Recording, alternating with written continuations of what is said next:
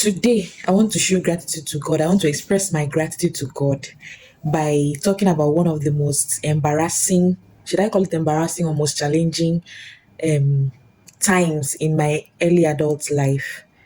Because when I look at how far God has brought me, I just look back and I don't know why He loves me this much. So I just want to share that aspect. And this is particularly for people who are ashamed or uncomfortable with the jobs they are doing. They find it embarrassing or inadequate. You should not be ashamed of your hustle. After my service here in 2015, I finished service in 2016. I went back to Calabar. I had a relationship to build, so I had to go back to Calabar. When I finished service here, I was really excited about law practice because I was thinking I'll just go back home, find one good law firm. They will just pay me. I thought it would be easy. Before I even went back, one notary public in Calabar, which I will not reveal his name, had already reached out to me on Facebook that how far, where do you intend to carry out and carry on your practice? I said, sir, I would like to go back to Calabar. And they said, okay, fine. When you come back, do well to come to my chambers. There's space for you.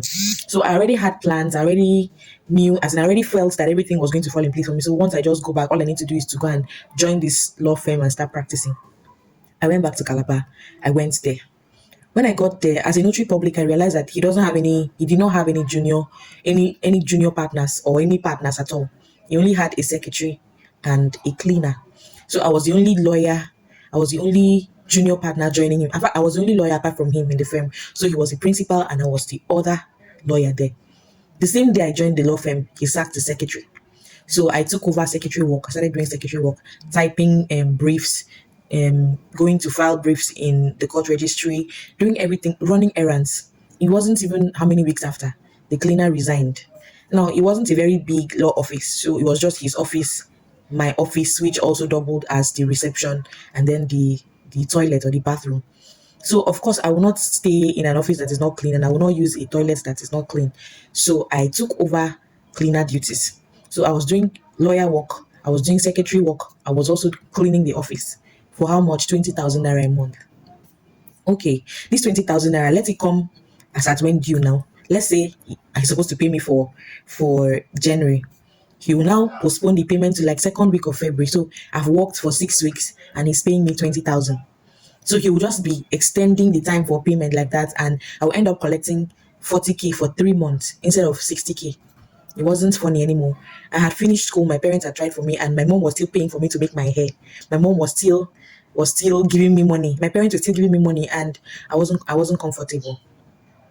I trekked. Those people that live in Calabar, you know how long Marian Road is. I trekked from the beginning of Marian to the end, looking for a law firm to attach myself. Some law firms will tell me, we don't pay salary. Some will tell me, we don't need a female lawyer. We need a male lawyer. Some will tell me, there's no space.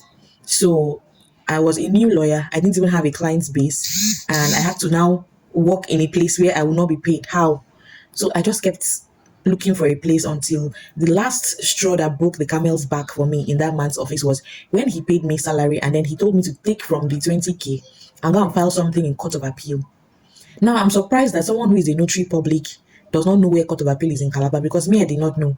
He told me to go to what's that place? That marina area. Somewhere that was where the old court was. I went there only for me to get there. In fact, there was time that that lawyers came to work with him. The lawyers ran away and left me. A set of twin ladies. If they can see this, they can testify because of his bad character and stinginess and selfishness. I paid transport to that place. I met only army guys who told me that the court had relocated to somewhere else. I still had to pay my way. I had to carry boats because the place is not a place that I could trek. It was not a place that I could trek, or it's not, whatever. I paid boats to the other side. From my salary, I filed those things in court of appeal. People who file documents in court of appeal, they know the volume of documents that you need to file. By the time I was done, what I had was about 10,000 naira or thereabout. I cried that day. I went home. On my way home, I just found a small law office around Ikubasi by Main Avenue in Calabar South. I just went up and the place was new. And the man, late Barrister Yasuko, God rest his soul, he said he had just opened the office and he wasn't ready to take a lawyer. But since I'm here, no problem, I should resume. I asked him for a week to help me tidy up my desk in this other man's office. Oh, by the way, the other man, that's the notary public, tried to harass me sexually. I don't know whether he wanted to sleep with me on top the 20K that he was paying me every 6 weeks. But that's by the way. So I took 1 week to tidy up my desk and resign from the other side, which I felt was a fair thing to do, even when he was not fair to me. And then I started working with Barrister Ayo. He was kind, but it was a new law office, so I wasn't getting much, but I needed money. And then the opportunity came for me to work in a bank as a contract staff, as a service executive. I struggled with myself. I was thinking, should I take the job or should I not? I eventually took this job and I was really praying that they'll keep me in customer service and not in cash, because they will bring all of us in as service executives, then they'll send us to different places, cash, customer service, marketing, etc. When we started, they made all of us to handle cash, because according to them, everybody must handle cash. You must have an experience with cash before you can be sent to any other place. Luckily for me, I was sent to customer service. I think it was after 2 weeks or 3 weeks or thereabouts. But those first few weeks that I was in cash, I had regrets. I had regrets. I felt like I shouldn't have taken the job. Why? Because a lot of people who knew me as a lawyer, walked in on me handling cash. How do you explain yourself? People with their judgments. People, of course, it's odd to see a lawyer handling cash, but it was the money was the salary was paying my bills. So what do you want me to do? I wasn't stealing anybody's money. I was just trying to make ends meet and be financially independent at least. The first week, one of my senior colleagues walked into the bulk room and saw me and, what are you doing here? I say, I'm counting money, I'm working. The guy just looked at me in a very weird way, and maybe he was even thinking I failed law school or something, I don't know. Another time, one guy in my church back in Calabar who was disturbing me for a relationship, whom I had already told that I was a lawyer and all of that, came and saw me over the counter, and he didn't say anything to me. He was just looking at me and he didn't need to say anything. I heard what he was thinking loud and clear. But after a few weeks, I was moved to customer service. So it made it a little bit more easy since I wasn't handling cash. You know, the way people's mindset works. If you have a computer in front of you, it must mean that you are doing something very, very relevant, much more relevant than someone else who is counting money. Anyways, I did that job for about 2 years. And look at how far God has brought me. He has established me. He has given me family. He has given me a good job. And I am happier and more fulfilled now. I'm not where I want to be, but I'm getting there. The point is, would I do that job again? Yes, I would. Because I did not have to go around begging people for urgent 2K.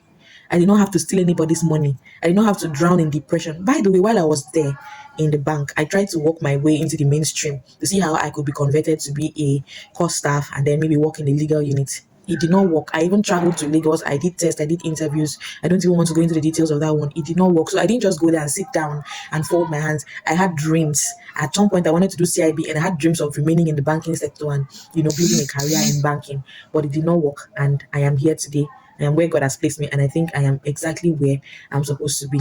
This is just me expressing my gratitude to God for showing me so much mercy and love and giving me the opportunity to have a better life. And I just want to encourage someone, if you are hustling and you feel that what you are doing is not something you should be proud of, please show your pride and give praise to God. If it's paying your bills, if it's putting food on your table, by all means, please be proud and give God all the praise. He's the one who provides for us. He's the one who gives us the power to make wealth, and He's going to make everything beautiful in His time. All right, thank you and have a beautiful day ahead. Bye bye.